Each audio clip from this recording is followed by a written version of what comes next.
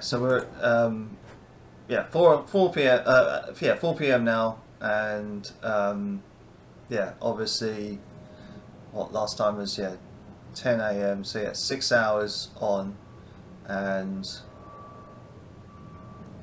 I mean I'll play it and just tell me again when to stop, and what you want to talk about, and just tell me if you can hear it. Okay.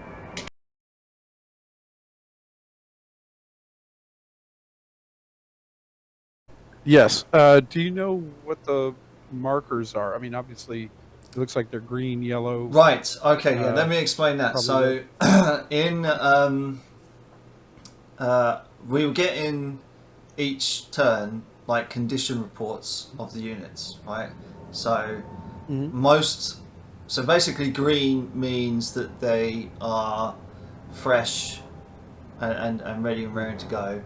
Yellow means they're ever so slightly battle worn.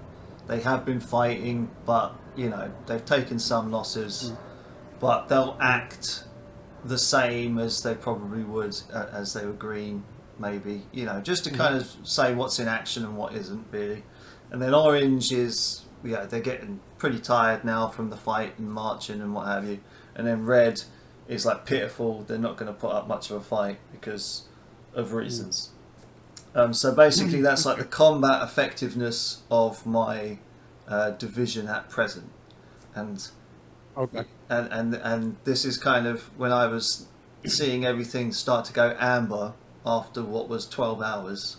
I was like, holy shit! I've got two brigades here, and only one piece is in the green, and then. What the hell's gone on and what am I doing wrong? Basically. And you don't have good information on the state of the guys you're facing. I had to take some wild guesses, and at this particular point, like, it was written that a platoon of tigers and a supporting battalion of Fallschirmjägers had done a counter attack at Gestel and forced me back. So I was just like, well, what the fuck is going on? Like, I mean, you're telling me a platoon of tigers. I mean, that's a proper Michael Whitman kind of moment where I was like, a platoon of tigers stopped an advance of an entire brigade plus an entire brigade. That was pretty crazy. But I mean, I didn't have much infantry support, so it does make sense. But you kind of think that maybe they would have done a little bit more than fall back. Yeah, I would like to think that at least one of those tigers got knocked out in the process or something. Yeah. One would hope. Yeah, you brought up of course the infamous charge by Wittmann, but again against British force. Yeah, that I mean, there's a lot of controversy, of course, about that, but the worst part was for him. He was a lousy commander, so he ends up having to walk back to his unit, and that when the rest of his tigers actually did show up, they got slaughtered by the British. Right. So I mean, what that demonstrates is, though, that a platoon of tigers is not some invincible force. I mean, against that many British troops, if they can see them coming, they should be able to wreck them. Yeah. So I don't know. But I mean, it's interesting. It was So I mean, that kind of result, it does. It kind of makes you. It does make you think like, what am I up against? That these boys are getting tired, and we're only 12 hours in. And I'm not rolling all once. Exactly, and you're kind of thinking, basically what am I doing wrong? And then you get images of. And I think I mentioned to you this before, that you just get images of a Russian tank column circa 2022, and you just think, oh, I'm doing that. Like, That's what I Yeah, if they're spread out down that road mean. Yeah, and can't get off the road, then you're only fighting with the very head of your column. precisely. Yeah, Then then the other guy's really got an advantage because you know. So that's definitely not a situation you want to face. yeah. But I don't But know, man. But as I was playing it, I thought Hmm? that I would have had the infantry support with me as well. Mhm. It just goes to show that my infantry still being stuck at the start line after 12 hours didn't do me Right. any favours at all either. Um, Yeah. and what I thought was kind of a clever move, going through the forest, and I still obliterated 3 battalions, although they were probably pretty weak. Hmm. And surprise attack and everything. But yeah, the lack of my infantry being with me really screwed me. How good is your communication with it's 50th Division that's on your left? Yeah, we were in the same channel, and they were giving reports to the higher ups exactly the same as we were, Mhm. and Okay. I didn't have any issues supporting them and them supporting me. I mean, they have moved up to a point where I am. And yeah, Hmm. the Durham Light Infantry, I think it is. Um, Hmm. yeah, they're equally having a tough time entering that forest from their side. So I was like, well, it's got to be Right. some kind of strong position that they've deliberately put on those crossroads, perhaps. Um, Right. that's what, Yeah, because when you were showing the map a little further south of where it's currently stopped yeah, at, um, it looked like a little bit of a. I mean, if he peels off a couple battalions to his right, mm, then you're gonna be you'll have those Germans encircled and they'll be yeah. getting hit from the rear and from the right and from the south. So that which would clear that pocket, I would think, clear that crossroads because they Mm. can't hold that, But especially since they're cut off everywhere else. yeah, but we'll continue Well, because anyway, yeah. it was it was the situation at the time, Mhm. and yeah, that was the kind of stuff that I was probably thinking at the time when I was running Mhm. the numbers, so to speak. True, but as luck would have it, the dice said otherwise. We know that one of these brigades is actually second. Oh yeah, so yeah, this is the kind of matrix that I was talking about. Um, Mm. Yeah. so you had what was effective combat ability on the left and morale on the right, and Mhm. then ammo and fuel, and we could Okay. only have a maximum of 3 of each ammo and fuel per battalion. And of Mm. course, it was shown that one of my it says there, doesn't it, that one of them was pitiful already. Yeah. So second is actually Yeah, now in the second red. armor. Yeah. Yeah.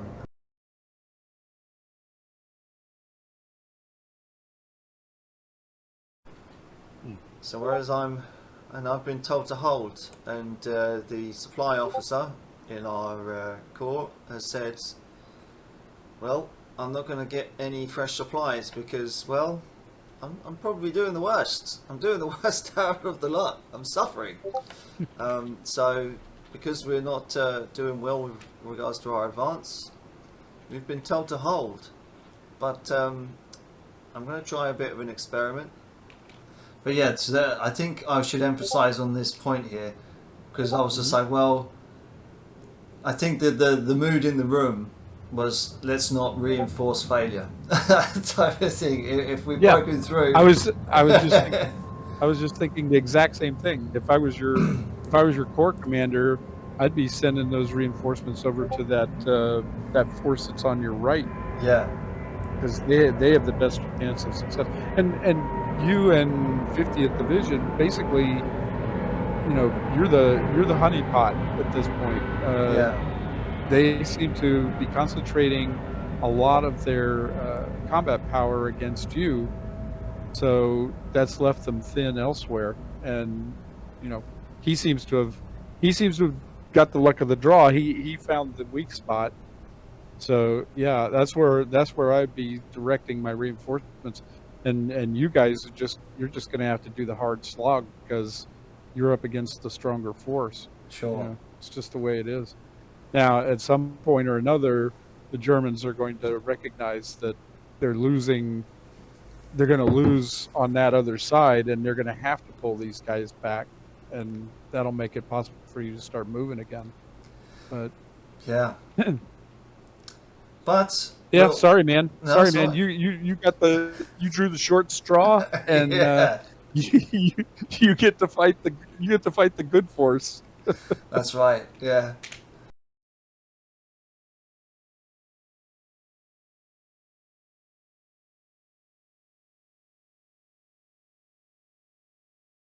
I tell you what, we might even send the King's Royal Hussars that we actually now have a peace for. We might send them over as well.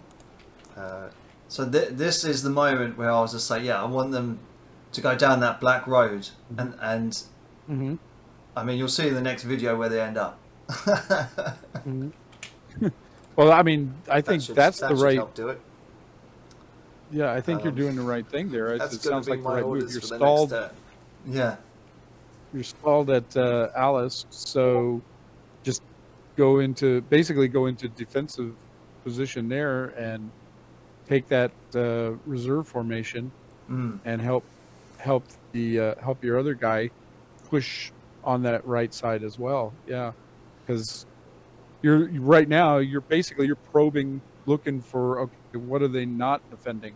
If they're putting heavy forces in front of me here, they got to be weak somewhere else. I mean, economy of force tells me that's reality, right? They can't be strong everywhere. To be strong everywhere is to be weak everywhere. Sure. So they have to be thin somewhere. You just have to find it. Mm-hmm. Oh, well, yeah, you'll so it see like what you're happens. Doing the right thing. Well, yeah. Thanks for saying that. But I mean, what was the reality of the whole thing? Obviously, it's completely different. Reality is like that. Yeah. That's Kriegspiel, I guess. You think one thing, and then something else happens, and you just have to deal with it. Yeah, exactly. But yeah.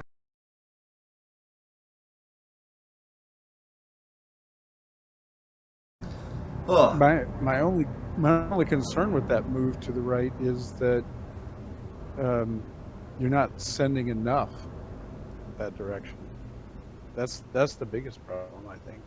Well, I think that was me kind of spitballing, and as well. I mean, it seemed, if that was his kind of route of march that he was aiming for anyway, although he was kind of stopped at Geldrip here, then logically speaking, at that point, that was my thinking, that he would probably want those guys over the canal and head into Helmand. But yeah, maybe you're right. Yeah. Yeah, I mean, you had those guys back there that have now, I guess, what have they recovered, or they've been in reserve back? The Welsh Guard, yeah. So the Welsh Guards, that was my, if you remember from last time, that was my scout cars. Yes. Yeah, so basically they had lunch and then were escorting the engineers, and then they started out yellow, but having been such an easy first 12 hours for them, they came back into the green very quickly. Over the first humps and bumps of the shitty start that they got. Yeah, I mean, if you really wanted to do something a little bolder, you could have taken like the forces that you have facing that German counterattack, pulled another unit out of there as well, and just gone defensive and screened the first SS move there, and thrown as much as you could into that swing to the right. You could have done that. Now I don't know what's going to happen next, but that my only concern with that move is that that it's not strong enough to accomplish what it is you're trying to get to. Because as I'm looking at it, I'm thinking you're actually asking a lot of the force you're sending. And I mean, I don't know whether they're going to achieve it or not. I have no idea what's coming next. Stay tuned, folks, because Yes. the anticipation is really high at this point. I don't know what's going to happen.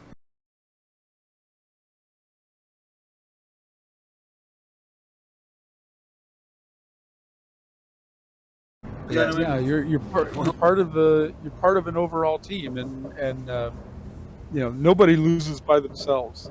True. But so if you're running into heavy resistance, again, as I said before, somebody's facing lighter resistance. Sure. And that's where the ground needs to be made up. That's where the situation needs to be changed. I mean, if you're facing their hard stuff, then somebody else isn't. Unless, of course, you're facing really weak stuff, you're just sucking at it.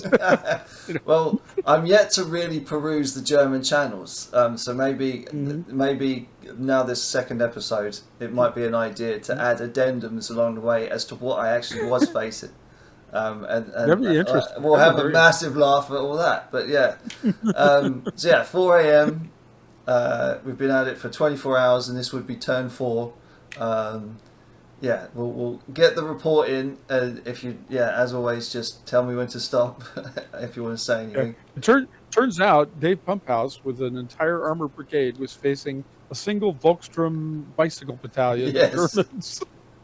and a pony called Gertrude or something like that,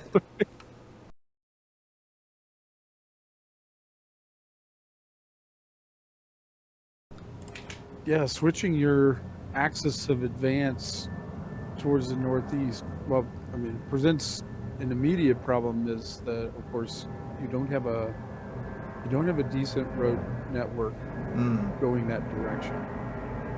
You're going to have some really tough ground for armor to try to get through there.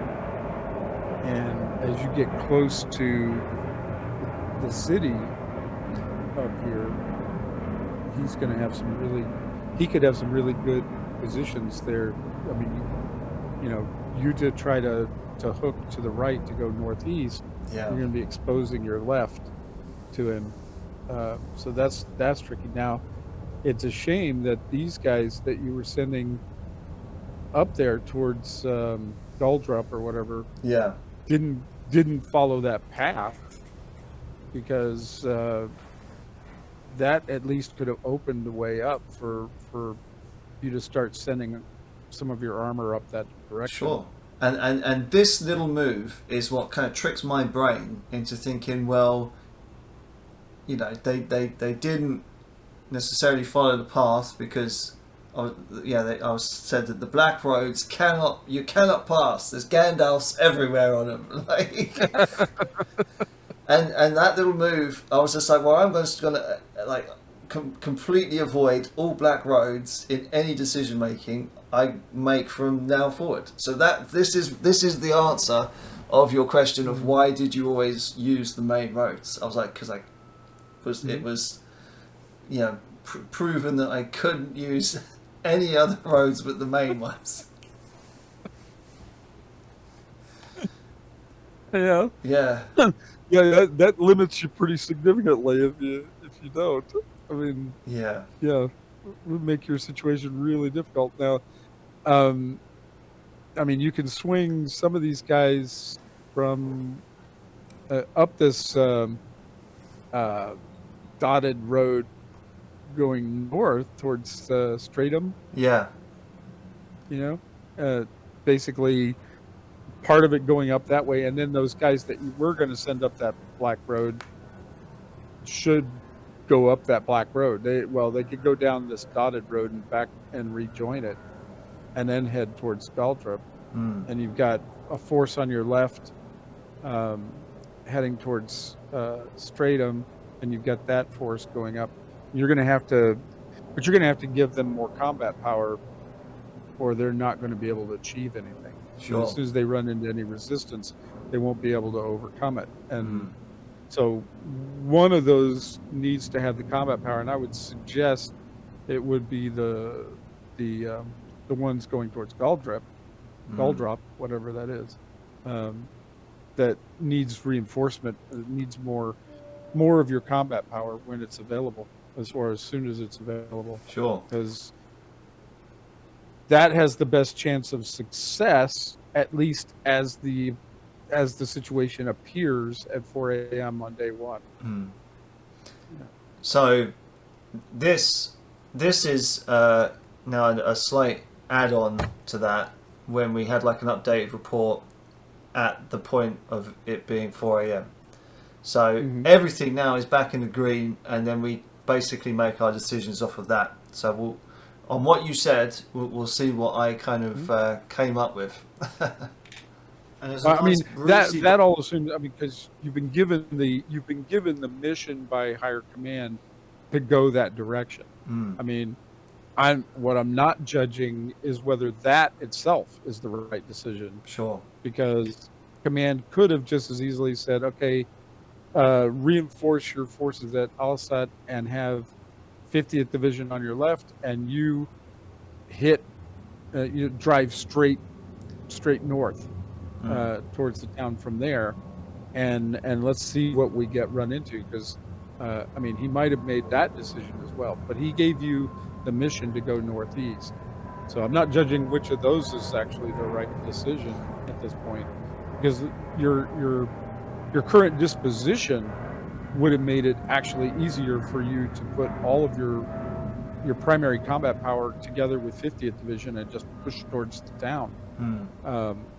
And that might actually have worked, because you don't know what's above you. You don't know what the Germans have in front of you at this point. No. And they may have actually been pulling forces to your northeast, because that's where the biggest push has been. You know, that's where they're losing ground.